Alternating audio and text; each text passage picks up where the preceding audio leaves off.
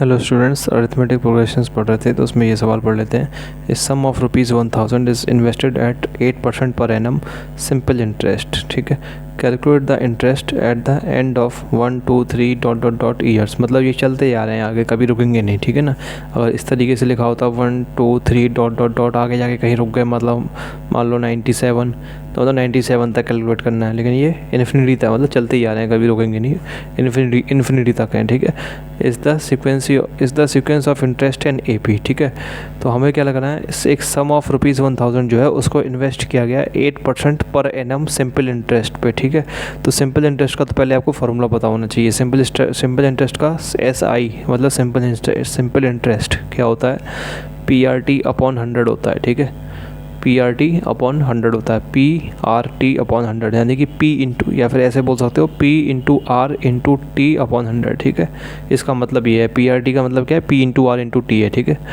तो P क्या होता है, प्रिंसिपल मतलब ये जो पैसा लगाया जाता है उसको हम कहते हैं प्रिंसिपल। ठीक है, R क्या होता है, रेट, साल का रेट, सालाना रेट होता है 8। ठीक है, तो 8% पर एनम मतलब सालाना रेट। ठीक है, तो सालाना रेट हमें दे रखा है 8%, तो R की जगह क्या रख देंगे, 8 रख देंगे, P की जगह क्या रख देंगे, 1000 रख देंगे। ठीक है, और टाइम T की जगह क्या रख देंगे, T की जगह देखो अब इसमें क्या है, 1 2 3 साल चलते जा रहे हैं साल, तो T की जगह हम कुछ मान लेंगे, कुछ नंबर मान लेंगे। ठीक है, जैसे कुछ N ईयर्स मान लिया, या X ईयर्स मान लिया, या Y ईयर्स मान लिया, कुछ ही मान लेंगे। ठीक है, T की जगह कुछ मान लेंगे, मान लो N ईयर्स मान लिया मैंने। ठीक है, तो इस तरीके से। और ये पूछ क्या रहा है, is the sequence of interest is an AP, जो हमारी सीक्वेंस आएगी इंटरेस्ट की, मतलब ये इंटरेस्ट मतलब यही सिंपल इंटरेस्ट, इसको निकालने के बाद एक सीक्वेंस आएगी। सीक्वेंस क्यों आएगी, क्योंकि कोई फिक्स नंबर नहीं है, ये चलते ही जा रहे हैं। ठीक है, तो पहले के इसके लिए निकालना पड़ेगा इंटरेस्ट, फिर इसके लिए निकालना पड़ेगा, फिर इसके लिए इंटरेस्ट, फिर उनको हमें कॉमा कॉमा करके इसी तरीके से लिखना पड़ेगा, और फिर 3 डॉट लगा देंगे, पहले के 3 निकाल लेंगे, फिर 3 डॉट लगा देंगे। ठीक है, सिंपल इंटरेस्ट 1 साल के निकला, 2 साल के निकला, 3 साल के निकला, जो भी निकल के आया उनको लिख लिया कॉमा करके, और आगे 3 डॉट लगा दिया, मतलब ऐसे ही आगे चलता जाएगा। ठीक है, तो ये पूछ रहा है जो सीक्वेंस आएगी, जो भी इस तरीके की सीक्वेंस आएगी, क्या वो AP है, क्या वो अरिथमेटिक प्रोग्रेशन है। ठीक है, तो हम चेक करेंगे है कि है ही नहीं। कैसे चेक करेंगे, इस बार जो आगे वाली टर्म में से पिछली वाली टर्म को घटा देंगे तो हमारा D निकल जाएगा। ऐसे ही इसमें चेक कर लेंगे, इसको घटा, इस आगे वाली टर्म में से पिछली वाली टर्म घटा देंगे तो हमारा कॉमन डिफरेंस दोनों का क्या आना चाहिए, सेम आना चाहिए। इसमें से इसको घटाएं और इसमें से इसको घटाएं, दोनों सेम आना चाहिए। ठीक है, इस तरीके से हम चेक कर लेंगे कि वो AP है कि नहीं। Find the interest at the end of 30 years. अब 30 साल के एंड में आपको क्या पता लगाना है, इंटरेस्ट पता लगाना है। तो इसको कैसे पता लगाएंगे, ठीक है, 30 साल के एंड में इंटरेस्ट पता लगाना है। ठीक है, तो एक साल, तो एक तरीका तो यही है, सिंपल इंटरेस्ट में आप ये रख दें, N की वैल्यू क्या रख देंगे, 30 रख देंगे, N की वैल्यू 30। दूसरा तरीका क्या है, ये आपकी सीक्वेंस आ गई, और सीक्वेंस में क्या है, ये पहला नंबर आ गया, ये मान लो AP निकल आई। ठीक है, तीसरा जो भी आएगी, ठीक है, तो इसमें कोई 30 साल, जो 30वां नंबर आएगा, जो 30वें नंबर पे आएगी, वो हमारी क्या हो जाएगी, वो हमारा इंटरेस्ट हो जाएगा 30 साल पे। ठीक है, दूसरा तरीका ये है। तो इस सवाल को कर लेते हैं लैंग्वेज के साथ। अभी तो मैंने आपको ये शॉर्ट में बता दिया किस तरीके से सवाल होगा। ठीक है, तो सीधा फार्मूले से स्टार्ट करते हैं। ठीक है, क्या, सिंपल इंटरेस्ट, इसको हम क्या बोल रहे हैं, इसको हम I बोल रहे हैं। ठीक है, I बोल लेते हैं। ये क्या होता है, P into R into T upon 100 होता है, या फिर PRT अपॉन 100 कह लो, कोई दिक्कत नहीं है ना। तो यहाँ पे P क्या है, अब लिख लेंगे। P हमारा यहाँ पे क्या है, P हमारा दे रखा है 1000 रुपीज़ 1000। ठीक है, R दे रखा है 8% पर एनम। ठीक है, एक चीज़ ध्यान रहे, जो हमारा रेट होता है ना सिंपल इंटरेस्ट में, ये R जो होता है, ये पर एनम आगे लिखा होना चाहिए आगे। ठीक है, ये सालाना रेट होता है। ठीक है, अगर पर एनम नहीं लिखा हुआ है, कुछ और लिखा हुआ है, जैसे पर हाफ ईयर या पर क्वार्टरली, तो फिर उसको हमें एनम में कन्वर्ट करना पड़ता है रेट को। वो हम जब आगे कभी करेंगे तो बता देंगे मैं आपको। ठीक है, वैसे तो ये आता है सवाल, तो चैप्टर आता है 8th क्लास में। ठीक है, P हो गया, R हो गया, T हमारा कितना हो गया, T हमारा हो गया कितना, 1 2 3 हो, तो N ईयर्स, और T हमने मान लिया N ईयर्स मान लो। ठीक है, तो लिख देंगे let time be N years. ठीक है, टाइम ब्रैकेट में T लिख दो। ठीक है, तो सिंपल इंटरेस्ट, या फिर या तो I हमने ब्रैकेट में लिख लिया, तो I इक्वल टू कितना हो जाएगा, 1000 into 8 into n divide by 100, ठीक है। ये हमारी आ जाएगी, ये हमारी आ जाएगी 80n आ जाएगी। आई हमारा क्या आ जाएगा 80n, ठीक है। अब n की वैल्यू क्या है 1 2 3 चलती जा रही है, ठीक है। तो क्या लिख देंगे for n equal to 1, 2, 3 dot dot dot, ठीक है। वी हैव हमारे पास क्या आ जाएगा i इक्वल टू क्या आ जाएगा 80n यानी कि 80 इंटू 2 यानी कि 160, 80 इंटू 3 यानी कि 240 डॉट डॉट डॉट, ठीक है। ये आ जाएगा आई हमारा यही तो आ जाएगा, ठीक है। n की इन वैल्यूज़ के लिए, ठीक है। तो कॉमन डिफरेंस निकाल लेंगे, कॉमन डिफरेंस कितना हो जाएगा 160 में से 80 घटाया, ठीक है। और 240 में से देखो तो ये हमारा क्या आया 80 के बराबर आया, और ये किसके बराबर हुआ 240 में से 160 घटाएंगे तब भी क्या आएगा 40 बढ़ा तब भी 180 आएगा। तो ये हमारा किसके बराबर हो गया 240 माइनस 160। तो चाहे इसमें से ये घटाओ और चाहे दोनों के डिफरेंस क्या आ रहे हैं बराबर आ रहे हैं, वो कितने आ रहे हैं 80। तो ऐसे मतलब थोड़ी गलती हो गई, इसको इक्वल टू लिखो क्या 240 माइनस 160, ये बराबर है मतलब 240 एक लाइन में लिखा जाएगा ये, मतलब इस तरीके से कॉमन डिफरेंस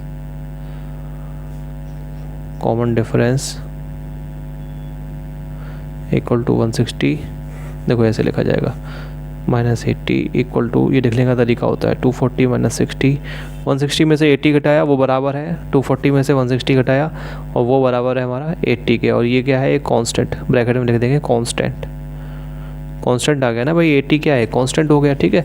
एक्स वाई में तो वैल्यू आई नहीं है ये, ठीक है। तो 80 हमारा कांस्टेंट आ गया, तो कॉमन डिफरेंस हमारा कांस्टेंट आ गया। तो देखिए देयरफॉर अबव सीक्वेंस, ऊपर जो सीक्वेंस लिखी है ये वाली above sequence is an AP, ये क्या है एक AP है, ठीक है। अब इसी सवाल का दूसरा पार्ट है find the interest and the end of 30 years. अब इसी AP में हमें क्या पता लगाना है इसका 30 ईयर्स के एंड में क्या पता लगाना है इंटरेस्ट पता लगाना है, ठीक है। तो लिख देंगे interest at the end of 30 years, वो क्या हो जाएगी हमारी interest at the end of 30 years, वो क्या हो जाएगी 30th टर्म, 30वीं टर्म हो जाएगी ना इस AP की। ये पहली टर्म है, ये दूसरी है, तीसरी, इस तरीके से जो 30वीं टर्म आएगी वही इस AP की, वही हमारा इंटरेस्ट हो जाएगा 30 ईयर्स के एंड में, ठीक है। तो interest at the is equal to 30th term equal to 30th term of the AP की 30th टर्म हो जाएगी वो, ठीक है। तो ये हमारा किसके T30 के बराबर होगा, और T30 हमारा किसके बराबर होता है A plus n minus 1D, ठीक है। A plus n minus 1D, ठीक है। तो A प्लस, अब देखो सीधी वैल्यू रख लो ज़्यादा अच्छा रहेगा, क्योंकि देखो तो A की वैल्यू क्या है 80 plus n minus 1D, n minus होने की 30 माइनस 1, और D क्या है 80 निकल के आया है, ठीक है। पहली टर्म क्या है 80 है और D भी 80 है, ठीक है। कॉमन डिफरेंस भी तो 80 निकल के आया हमारा, ठीक है। और n क्या है यहाँ पे 30वीं टर्म पता लगानी है, तो n की जगह 30 हो गया, ठीक है। सीधी वैल्यू इसलिए रख ली क्योंकि n फिर यहाँ पे भी आ रहा है 1, 2, 3, ठीक है। तो n उस वाले और n में और इस वाले n में कन्फ्यूज़न हो जाता है, इसलिए मैंने n नहीं लिखा यहाँ पे, ठीक है। तो 80 प्लस ये क्या हो जाएगा 29 इंटू 80, ठीक है। पूरे में से 80 कॉमन ले लीजिए तो अंदर हो जाएगा क्या 1 प्लस 29, ठीक है। इसको सॉल्व कर लेंगे 80 इंटू 30 हो जाएगा, ये 8 3 24 100 आंसर आ जाएगा आपका, रुपीज़ में आएगा ये, ठीक है। तो लास्ट में एक साथ लिख देना हैंस, यही लाइन दोबारा से इंटरेस्ट एट द, यही लाइन दोबारा से लिख देनी है eight the end of 30 years कितना हो जाएगा ₹2400, ठीक है। ये दूसरा आंसर आपका हो गया। एक आंसर ये हो गया था above sequence is an AP, हमने यहाँ पे प्रूफ करना था, और दूसरा आंसर ये हो गया, ठीक है। अगला सवाल देखिए, Tanvi joined her job in a company in the year 2015 on a monthly salary of ₹40,000। With an annual increment of ₹2500। ठीक है, तन्वी ने क्या किया, ज्वाइन की अपनी अपनी नौकरी एक कंपनी में, in a company in the year 2015 year में ज्वाइन करी, on a monthly salary of ₹40,000। उसकी मंथली सैलरी और किस सैलरी पे ज्वाइन करी, ₹40,000 की मंथली सैलरी पे अपनी जॉब को ज्वाइन किया। ठीक है, with an annual increment of ₹2,500, और एनुअल इंक्रीमेंट कितना मिलता है उस जॉब में, ₹2,500 का। इसका मतलब ये है कि आपको मंथली सैलरी तो 40,000 रुपये की मिलेगी, मतलब हर महीने पे जो तनख्वाह मिलेगी वो 40,000 रुपये मिलेगी, और साल में 1 साल पूरा होने के बाद आपकी तनख्वाह जो है वो 2,500 रुपये क्या हो जाएगी, बढ़ जाएगी। मतलब पहले साल में अगर पहले साल हर महीने में आपकी तनख्वाह अगर कितनी है, 40,000 रुपये है, तो अगले साल हर महीने में आपकी तनख्वाह कितनी हो जाएगी, 2,500 रुपये बढ़ जाएगी। यानी कि आपकी तनख्वाह हो जाएगी 0,005 और 2 4 42,500 रुपये अगले साल मिलेगी हर महीने पे। ठीक है, हर महीने पे मिलेगी। ठीक है ना, साल में नहीं, ये हर महीने पे मिलेगी। ठीक है ना, साल का जोड़ना हो तो इसको 12 से गुणा कर देंगे। ठीक है, अब ऐसे ही दूसरे साल में मिलेगी, ऐसे ही तीसरे साल में कितनी मिलेगी, तीसरे साल हर महीने में कितनी सैलरी मिलेगी, 0 फिर जोड़ देंगे 10 1 करी और 4 5, तो हो जाएगी हमारी 45,000 रुपये हो जाएगी। ठीक है, तो इस तरीके से हर साल क्या होगा, सैलरी हर महीने में बढ़ती जाएगी। ठीक है ना, तो अब क्या कह रहा है ये, in which year will she get ₹65,000 as monthly salary.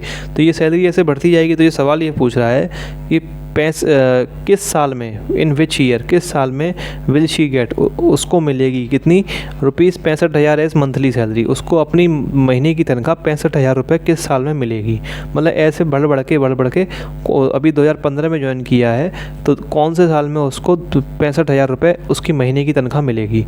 ठीक है, तो इस टाइप का सवाल को देखो कि इसको कैसे करेंगे। देखो, अब 2015 में उसने क्या किया है, ज्वाइन किया है। ठीक है, 40,000 है, तो पहली तनख्वाह कितनी है, महीने की तनख्वाह पहले साल में 40,000 रुपये। ठीक है, सीधा लिख लेते हैं कॉमा हटा के 40,000। ठीक है, अब एनुअल इंक्रीमेंट अभी मैं जोड़ा था ना, एनुअल इंक्रीमेंट तो कितनी हो जाएगी, 4,000 कितने 42,500 रुपये हो जाएगी। ठीक है, तो हमने क्या कर लिया, इसको जोड़ लिया, तो ये हो गया 42,500 हो गया। तीसरी साल उसकी सैलरी कितनी हो जाएगी, अभी जोड़ा ये 45,000 हो जाएगा। इस तरीके से चलती रहेगी आगे। ठीक है, डॉट डॉट डॉट लिख दिया। ठीक है, अब ये चीज़ क्या एक एपी बना रही है। ठीक है, एपी बनाया है। ठीक है, तो ये चेक कर लेंगे। तो इसमें से इसको घटाया, भाई इसमें क्या जोड़ा था, घटाने की क्या ज़रूरत है, इसमें हमने क्या जोड़ा था, इसमें ये 2,500 ही तो जोड़ा था इसके अंदर हमने, तो इसमें हमने 2,500 जोड़ा था, फिर इसमें भी 2,500 जोड़ा था, जो अगला आएगा उसमें भी 2,500 जोड़ेंगे, तो इसमें से इसको घटाएंगे तो 2,500 आएगा, इसमें से इसको घटाएंगे तब भी 2,500 आएगा। तो कुल मिला के ये एक एपी बन जाएगी आपकी। ठीक है, एक अरिथमेटिक प्रोग्रेशन बन जाएगी, एक एपी बन जाएगी। ठीक है, अब हमें क्या पता लगाना है, कौन से साल में 65,000 रुपये मिलेगी। तो कौन से साल में पता लगाने के लिए, मान लो इसमें कहीं आगे जाके क्या नंबर आएगा, इसी एपी में देखो 40,000, 42,500, 45,000, इसी एपी में कहीं आगे जाके कोई नंबर आएगा जो क्या होगा 65,000 होगा। ठीक है, तो पहले साल में यानी कि 2015 में इतनी मिल रही है। ठीक है, तो ये पूछ रहा है, ये पहला साल मान लिया मैंने, 2015 को क्या पहले साल में मान लिया। ठीक है, तो आगे जाके ये कौन से साल में मिलेगी। ठीक है, साल मतलब ये पूछ रहा है, ये 2015 हो गया तो अभी आगे कौन सा साल होगा। ठीक है, तो इसको मान लेंगे। तो इसको पहले तो इस 2015 को कुछ देर के लिए भूल जाते हैं। ठीक है, ये पहली टर्म है, ये दूसरी टर्म है, तो ये कौन सी भी टर्म होगी ये पता लगा लेंगे हम। ठीक है, और जो टर्म होगी उसमें फिर उस हिसाब से 2015 में जोड़ के वो पता लगा लेंगे। तो हम इस सवाल को कर लेते हैं। ठीक है, तो इस सवाल को करने के लिए हमें क्या एपी बनानी पड़ेगी। तो एपी बनाने के लिए हम क्या दिखाएंगे कि 2016 में ये सैलरी मिली, 2017 में ये मिली। ठीक है, तो पहले क्या दिया हुआ है, गिवन हमें क्या दिया हुआ है, मंथली सैलरी ऑफ, या फिर सॉरी ऑफ नहीं, इन 2015 मंथली सैलरी कितनी है, ₹40,000। ठीक है, इसी तरीके से मंथली और एनुअल इंक्रीमेंट कितना दिया हुआ है हमें, एनुअल इंक्रीमेंट ₹2,500। देयरफॉर हमारी मंथली सैलरी कितनी आ जाएगी, किसकी, 2016 साल की, 2016 की मंथली सैलरी कितनी आ जाएगी, ₹40,000। ठीक है, 40,000 और प्लस ₹40,000 यहाँ कर लेते। ठीक है, ₹40,000 प्लस रुपीज़ 2500, ये हमारी आ जाएगी कितनी, रुपीज़ 4250, सॉरी 42,500, ठीक है। और इसलिए देयरफॉर हम क्या निकाल लेंगे, मंथली सैलरी इन 2017 निकाल लेंगे। अब कम से कम तीन टर्म तो निकालनी पड़ेगी ना। मंथली सैलरी इन 2017, ठीक है, ये हमारी कितनी हो जाएगी, इसमें जोड़ देंगे rupees 42,500 minus sorry plus rupees 2,500, तो ये हमारी हो जाएगी रुपीज़ 45,000, ठीक है। तो ये हमारी एपी बन जाएगी, ठीक है। तो ये हमारी क्या बन जाएगी, एपी हमारी क्या बन जाएगी, पहली सैलरी कितनी है 40,000, दूसरी कितनी है 42,500 और तीसरी कितनी है 45,000। ये आगे चलती जाएगी, ठीक है। तो एपी हमारी ये बन जाएगी। इसका कॉमन डिफरेंस क्या हो जाएगा इस एपी का, पहली टर्म ये है और कॉमन डिफरेंस क्या हो जाएगा 2,500। तो लिख लेंगे फर्स्ट टर्म यानी कि ए हमारी क्या है 40,000 इस एपी की, और कॉमन डिफरेंस यानी कि डी ब्रैकेट में डी वो क्या है हमारा रुपीज़ मत लिखना 2,500 है, ठीक है। 2,500 क्या है, कॉमन डिफरेंस है, ठीक है। अब हमें क्या पता लगाना है कि 65,000 सैलरी कौन से भी इस ईयर में मिलेगी, ठीक है। तो हमने लिख लिया लेट, तो इसका आगे जाके कोई 65,000 कोई टर्म आएगा, तो हमने मान लिया वो कौन सा टर्म है, कोई nth टर्म मान लिया हमने, ठीक है। तो let 65,000 be the nth term of above AP, जो हमारी ऊपर ये AP बनी है इसका क्या है nth टर्म है ऑफ above AP, ठीक है। तो क्या हो जाएगा, ये कुछ नहीं है, TN हमारा क्या होता है A प्लस n-1 D होता है, ठीक है। nth टर्म हमने क्या मान लिया 65,000 है, तो TN की जगह क्या रख लेंगे 65,000 रख लेंगे, ठीक है। और A की जगह क्या रख लेंगे 40,000, ठीक है, प्लस n-n तो पता लगाना ही है, ठीक है। और D हमारा क्या है 2,500, ठीक है। दोनों तरफ से क्या ले लेंगे 100 कॉमन ले लेते हैं, ठीक है। तो सवाल करना आसान हो जाएगा। तो जैसे ही 100 कॉमन लेंगे 2 0 कट जाएंगे दोनों साइड से, कुछ नहीं किया, इधर से भी 100 कॉमन ले लिया, इधर से भी 100 कॉमन ले लिया, ठीक है। तो इधर 650 रह गया, इधर 400 रह गया, इधर 25 रह गया, ठीक है। सवाल करने में थोड़ा कम लिखना पड़ेगा, 0 फालतू लिखने पड़ रहे थे इसलिए। तो 650 हमारा हो गया किसके बराबर, 400 प्लस n-1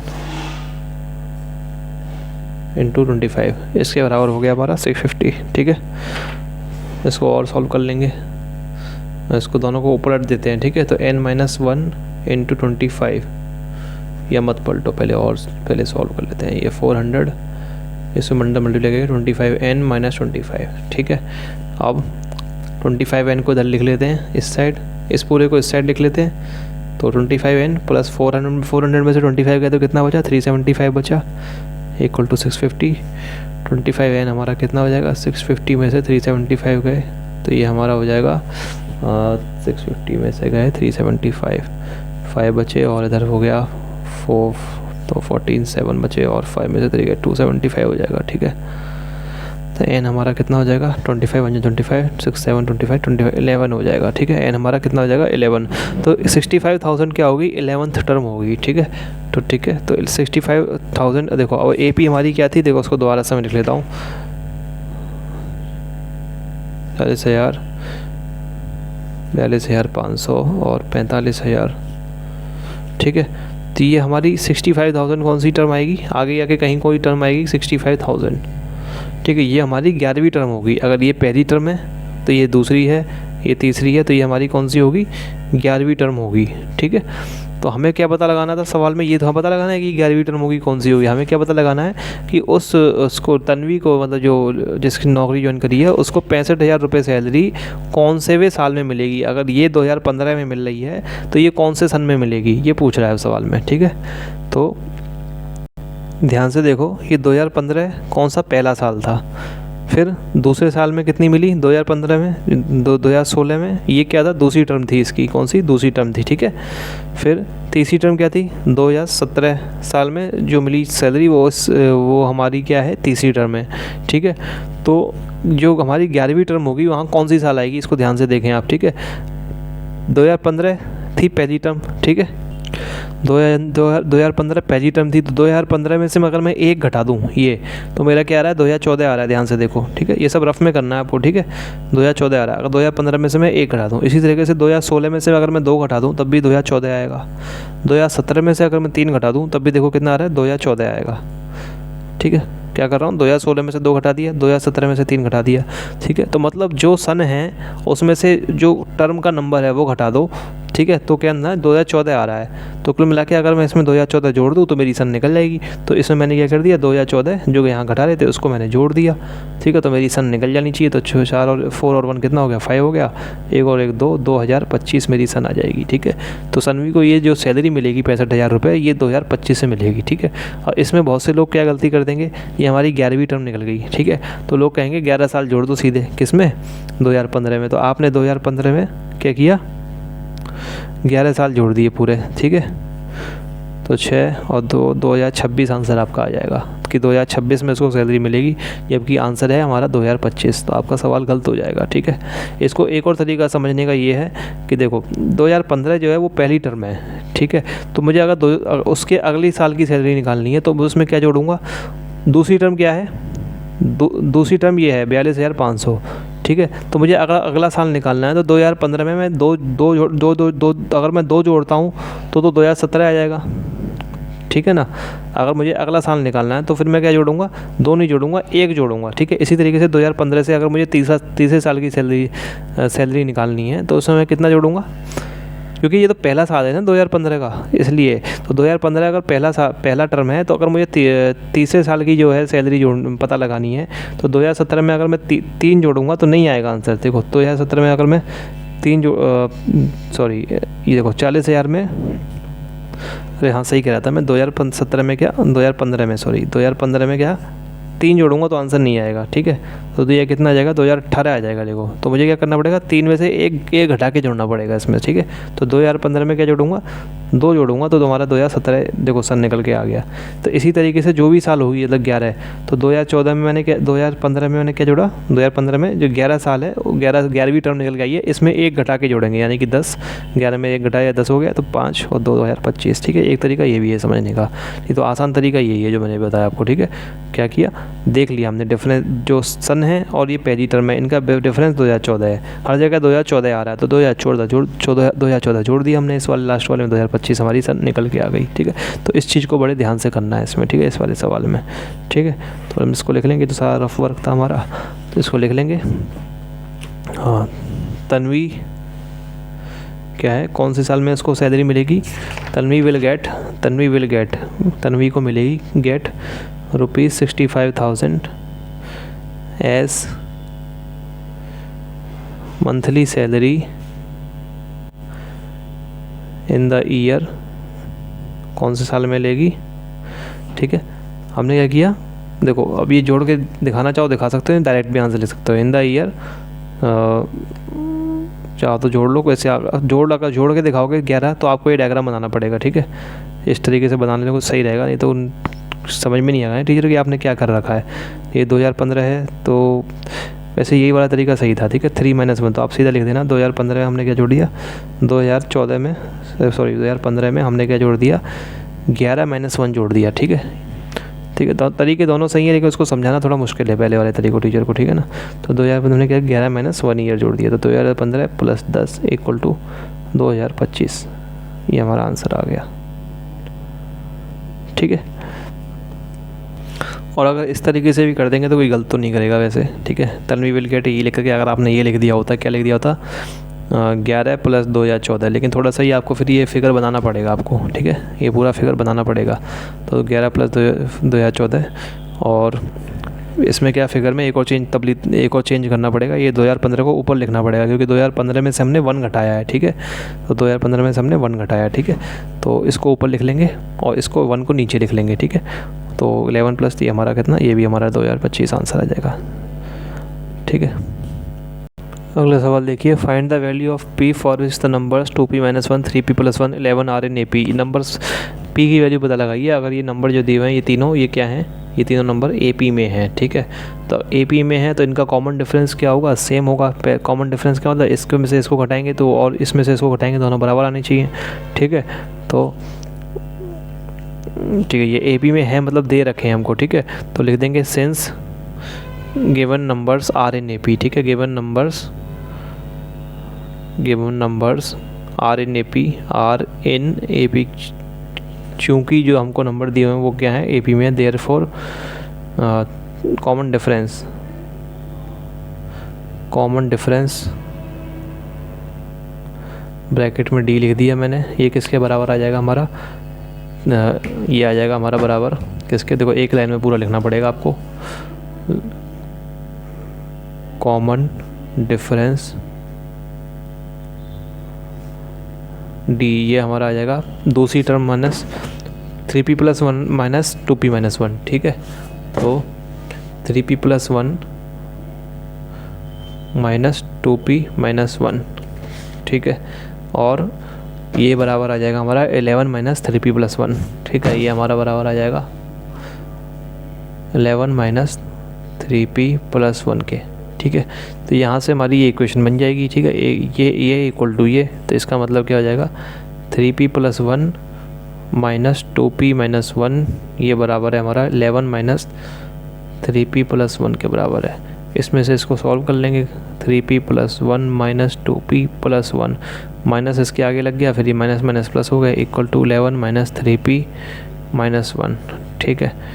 अब क्या होगा, 3p - 2p कितना हो जाएगा, p हो जाएगा, और 1 और 1 मिलके 2 हो जाएंगे, p + 2 हो जाएगा। इधर क्या हो जाएगा, 11 - 1 10 हो जाएगा, 10 - 3p, -3p को इस साइड ले आते हैं तो ये हो जाएगा 4p, और 2 को उस साइड बैठ देते हैं, 10 - 2 यानी कि 8 हो जाएगा। यहाँ से p हमारा साफ साफ दिख रहा है, क्या निकल के आ जाएगा, 4 × 2 = 8 यानी कि 2 निकल के आ जाएगा, ठीक है। तो p हमारा 2 निकल के आ जाएगा, ये हमारा आंसर है, ठीक है। हमने p की वैल्यू पूछी थी। ये सवाल देखिए, if the nth term of A progression is 4 9 - 10, ठीक है, show that it is an AP, ठीक है। हमको क्या दे रखा है, nth टर्म Tn किसी प्रोग्रेशन की, ठीक है, किसी प्रोग्रेशन की कोई nth टर्म क्या है हमारी 4n - 10 है। तो हमको ये दिखाना है कि ये प्रोग्रेशन क्या है, एक AP है, ठीक है। फाइंड इट्स फर्स्ट टर्म, उसकी पहली टर्म पता लगाएं, ठीक है। एक तो ये पहला सवाल हो गया, फिर ये इसी सवाल के 3 पार्ट और हैं, ठीक है। मतलब पहला सवाल ये हो गया, फिर ये पहला लिखा हुआ है लेकिन ये दूसरा सवाल हो गया, ठीक है। फाइंड इट्स फर्स्ट टर्म, फिर हमें दिखाना है कि अब उसकी फर्स्ट टर्म पता लगानी है, फिर कॉमन डिफरेंस पता लगाना है, और तीसरा सिक्स उसकी सोलहवीं टर्म पता लगानी है। तो पहले तो ये प्रूव करना है कि ये क्या होगी, AP होगी। तो कोई भी AP को प्रूव करने के लिए सबसे सिंपल तरीका ये होता है कि हम क्या निकाल लें, D निकाल लें, D यानी कि कॉमन डिफरेंस निकाल लें, ठीक है। तो कॉमन डिफरेंस निकालने का तरीका क्या होता है, जो हमारी AP है उसकी कोई टर्म ले लें और उससे पिछले वाली टर्म को, कोई भी टर्म ले लें AP की, कोई ज़रूरी नहीं है तीसरी लें, कोई भी टर्म आगे वाली, कोई भी, मान लो ये टर्म ले ली मैंने, तो इसमें से इससे पिछली वाली टर्म को घटा दें, ठीक है। तो वो हमारा क्या आना चाहिए, कांस्टेंट आना चाहिए, और इसमें से इसको घटा दें तब भी क्या आना चाहिए, कांस्टेंट आना चाहिए, ठीक है। तो देखो इस सवाल को करने के 2 तरीके हैं। देखो या तो हम, देखो AP को प्रूफ करने के 2 तरीके होते हैं। एक तो हमारा नॉर्मल तरीका होता है। नॉर्मल तरीका क्या होता है, हमको जो है 4 जैसे 3-4 टर्म दे रखे हैं, तो हम क्या करेंगे, ये पहली टर्म है, ये दूसरी टर्म है, ये तीसरी टर्म है, इस चौथी टर्म है, तो इस वाली टर्म में से इसको घटा देंगे और इस वाली टर्म में से इसको घटा देंगे, और ये दिखा देंगे कि जो इसको घटाने पर आ रहा है वही इसको घटाने पर आ रहा है। समझ रहे हैं आप, जैसे कि हमको हमारी AP दी हुई है 5, 8 और 11 और 14, ठीक है, ये दी हुई है। अगर मुझे ये दिखाना है कि ये AP है तो मैं कैसे दिखाऊंगा, 14 में से मैंने 11 को घटा दिया तो 3 आ गया, और फिर मैं ये दिखा दूंगा ये 3 मेरा किसके बराबर है, 11 में से जब 8 घटा दिया तो वो उसके बराबर है, ठीक है। यानी मुझे ये दिखा दूंगा कि 14 में से 11 घटाऊंगा वो बराबर आ जाएगा 11 - 8 के, किन्हीं भी 2 टर्म का दिखा दे, वो 2 बार डिफरेंस करके दिखा देंगे, ठीक है। और ये किसके बराबर आ जाएगा, 3 के। तो ये हमारा AP प्रूफ हो गया, ठीक है। लेकिन जो एक तरीका और होता है, अगर हमारी AP Tn इस तरीके से हमको कोई nth टर्म दे रखी है, तो इसमें अगर हमें AP दिखानी है तो इसका सिंपल सा तरीका क्या होता है, क्योंकि n क्या है, Tn कोई भी nth टर्म है, मतलब जो हमारी AP दी हुई है उसकी कोई भी nth टर्म है, ठीक है, कोई भी टर्म है, कोई भी जनरल टर्म है ये, ठीक है, ये भी हो सकती है, ये भी, इस बस n की आपको वैल्यू रखनी है, आपको वो टर्म निकल आएगी। t की जगह 1 रखेंगे तो ये वाली वैल्यू निकल जाएगी, t की जगह 2 रखेंगे तो ये वैल्यू निकल जाएगी। तो आपको सिंपली क्या करना है, इसमें आपको 2 बार इस तरीके से नहीं घटाना पड़ेगा कि 2 बार घटाएं कि फिर उसको दोनों को इक्वल करके दिखा रहे हैं, नहीं, आपको सिर्फ क्या करना है, tn ले लेना है और tn में से क्या घटा देना, उससे पिछली वाली टर्म घटा देनी है। अगर ये वाली टर्म tn है तो ये वाली टर्म कितनी हो जाएगी, t वाली टर्म हो जाएगी हमारी t, अगर tn का मतलब क्या है, nth टर्म, तो ये वाली टर्म क्या हो जाएगी, n-1th टर्म, ठीक है, तो ये वाली टर्म क्या हो जाएगी, tn- जो अंदर लिखी होगी वो क्या हो जाएगी, tn-1, तो tn-1, tn में से tn-1 हम घटा देंगे, ठीक है। तो हमारा जो आना चाहिए वो क्या आना चाहिए, कांस्टेंट आना चाहिए। कांस्टेंट का मतलब ये है कि उसमें n नहीं होना चाहिए, उसमें n नहीं होना चाहिए, अगर उसमें n आ गया तो फिर वो AP नहीं होगी, ठीक है। तो ये तरीका होता है, ठीक है। तो देखो tn-1 हम कर देंगे इसमें, और कुछ नहीं करेंगे, ठीक है। तो लिखेंगे, लिख के कैसे करेंगे, गिवन क्या दिया हुआ है, tn = 4n-10, ठीक है। देयरफॉर हमने क्या पता लगा लिया, tn-1 पता लगा लिया, tn-1 क्या हो जाएगा, 4 × n-1 -10 हो जाएगा, ठीक है। थोड़ा और सॉल्व कर लीजिए, 4n-4 -10 हो जाएगा, यानी कि tn-1 हमारा क्या हो जाएगा, 4n में से 14 चले जाएंगे, ठीक है, ये हो जाएगा tn-1, ठीक है। अब हम क्या निकाल लेंगे, कॉमन डिफरेंस,